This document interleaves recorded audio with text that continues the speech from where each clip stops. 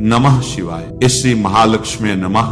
नमो भगवते वासुदेवाय। जय मां सरस्वती। जय श्री कृष्ण। राधे राधे। दिसंबर 2025 में पौष मास के शुक्ल पक्ष की पुत्रदा एकादशी है। ये कब है? 30 दिसंबर को है या 31 दिसंबर को है? पुत्रदा एकादशी का शुभारंभ 30 दिसंबर की सुबह 7:50 से आरंभ होकर अगले दिन 31 दिसंबर 2025 की सुबह 4 बजे तक रहेगा। इसलिए पुत्रदा एकादशी का व्रत 30 दिसंबर को नहीं रखा जाएगा, क्योंकि 30 दिसंबर को दशमी विद्यमान है। इसीलिए नारद पुराण में लिखा है, भविष्य पुराण में लिखा है, विष्णु पुराण में बिल्कुल साफ शब्दों में लिखा है, जो लोग दशमी विद्यमान एकादशी का व्रत करते हैं वे नरकगामी होते हैं। उन्हें एकादशी व्रत का फल कभी भी प्राप्त नहीं हो सकता। यहाँ तक लिखा है कि यदि ब्रह्मदेव स्वयं आकर भी कह दें कि दशमी विद्यमान एकादशी का व्रत कर लो, तब भी उस बात को नहीं मानना चाहिए। दशमी विद्यमान एकादशी का त्याग किया जाता है और द्वादशी युक्त एकादशी को सर्वश्रेष्ठ कहा गया है। लेकिन यहाँ एकादशी तिथि के क्षय होने के कारण द्वादशी तिथि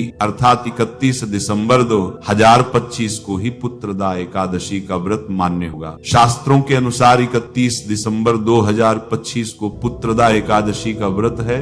इस व्रत का पारण 1 जनवरी 2026 को सुबह 6:37 से लेकर 8:37 के मध्य करना शुभ रहे। पुत्रदा एकादशी व्रत का पारण इसी समय में अवश्य कर लें। इसके पारण का शुभ मुहूर्त क्या है? इस पुत्रदा एकादशी का व्रत किस विधि के अनुसार करना चाहिए ताकि दंपतियों के घर में पुत्र रत्न की प्राप्ति हो, अर्थात उनके घर में भगवान श्री कृष्ण जैसी संतान पैदा हो, उनके घर में पुत्र पैदा हो। जो लोग विवाह के बाद दुखी रहते हैं, उनके घर में संतान नहीं हो रही, उनके घर में पुत्र नहीं हो रहा, तो इस एकादशी का व्रत रखें तो किस विधि के अनुसार किस विधि के अनुसार कथा सुने, किस विधि के अनुसार पारण करें और किन किन वस्तुओं का दान करें। तुलसी जी की कितनी परिक्रमा करें, केले के वृक्ष की कितनी परिक्रमा करें, पीपल के वृक्ष की कितनी परिक्रमा करें, आंवले के वृक्ष को किस प्रकार दीप दान करें, और भगवान राधा कृष्ण जी के मंदिर में या लक्ष्मी नारायण भगवान जी के मंदिर में जाकर किन वस्तुओं का दान करें ताकि 1 साल के भीतर हमारे घर में पुत्र की प्राप्ति हो जाए। यानी कि आपकी गोद में नन्हा मुन्ना बाल कृष्ण भगवान का रूप आपका पुत्र खेलने लग जाए। पुत्रदा एकादशी का व्रत किस विधि के अनुसार करना चाहिए? सर्वप्रथम जो एकादशी व्रत का नियम है वह लगभग एक जैसा हो, लेकिन इसमें विशेष क्या है? जो पुत्रदा एकादशी है, दशमी तिथि के दिन ब्रह्मचर्य का पालन पति पत्नी अवश्य करें। चावल बिल्कुल भी ना खाएं, सात्विक भोजन करें और दशमी तिथि के दिन भी एक समय ही भोजन करें और संध्या के समय अर्थात रात को गौ माता का दूध पिए और संभव हो सके तो जिस गौ माता के पीछे बछड़ा हो, जिस गौ माता ने बछड़े को जन्म दिया हो, उसका दूध आप दशमी तिथि की रात्रि को ग्रहण करें। और यदि आपको पुत्र की कामना है तो थोड़ा सा कष्ट आपको उठाना।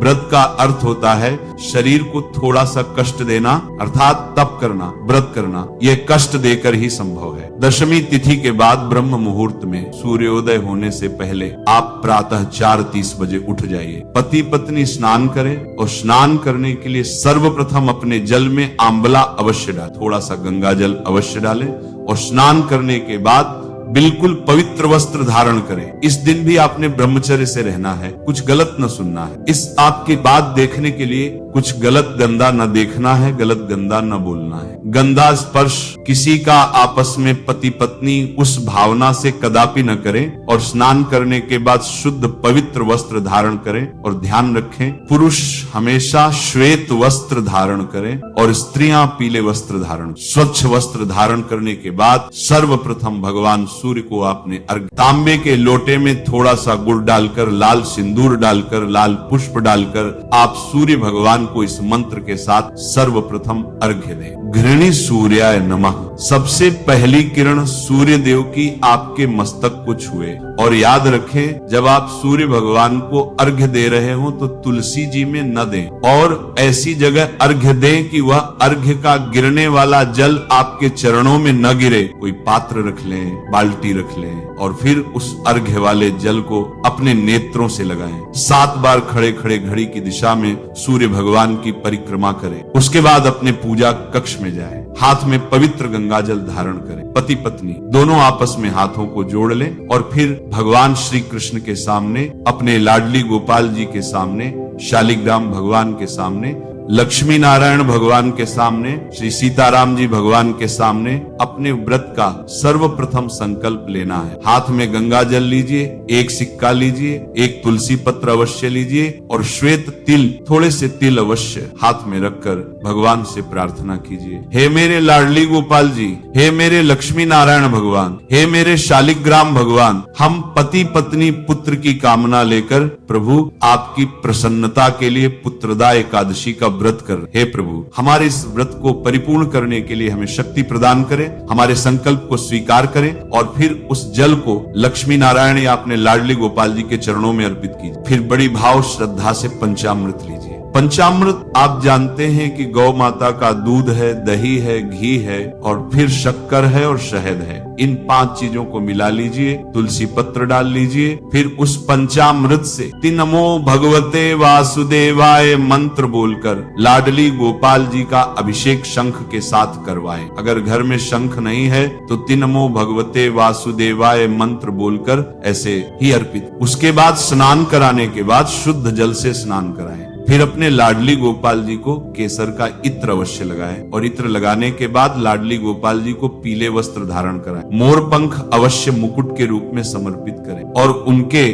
चरणों में 11 तुलसी के पत्ते श्री कृष्णाय नमः, श्री कृष्णाय नमः कहकर लाडली गोपाल जी के चरणों में इन पत्रों को समर्पित कर दें। फिर केले का फल अवश्य चढ़ाएं, नारियल का फल अवश्य चढ़ाएं, क्योंकि आप पुत्रदा एकादशी का व्रत कर रहे हैं। पुत्र की कामना से गुलाब का फूल अवश्य चढ़ाएं, गेंदे का अर्थात पीला फूल अवश्य चढ़ाएं। फिर बड़ी भाव श्रद्धा के साथ आप आरती। फिर भगवान को पंचामृत का भी भोग लगाएं, तिल का भोग लगाएं, पीले फलों का भोग लगाएं और स्मरण रहे शकरकंद का भोग अवश्य भगवान को समर्पित करें। एक थाली के अंदर थोड़े से तुलसी पत्र रखिए, 2 केले के फल रखिए, एक नारियल रखिए, थोड़ी सी दक्षिणा रखिए और एक पीला वस्त्र अवश्य रखिए। हाथ में गंगा जल पति पत्नी धारण करें, तुलसी पत्र धारण करें और याद रखें हाथ से गंगा जल समाप्त नहीं होना चाहिए, गिरना नहीं। ये पौष के शुक्ल पक्ष की पुत्रदा एकादशी है। इसे वैकुंठ एकादशी भी बोलते हैं और दक्षिण भारत में तिरुपति बालाजी के दर्शन करने के लिए इतनी भारी भीड़ उमड़ती है क्योंकि वैकुंठ एकादशी भी कहला। फिर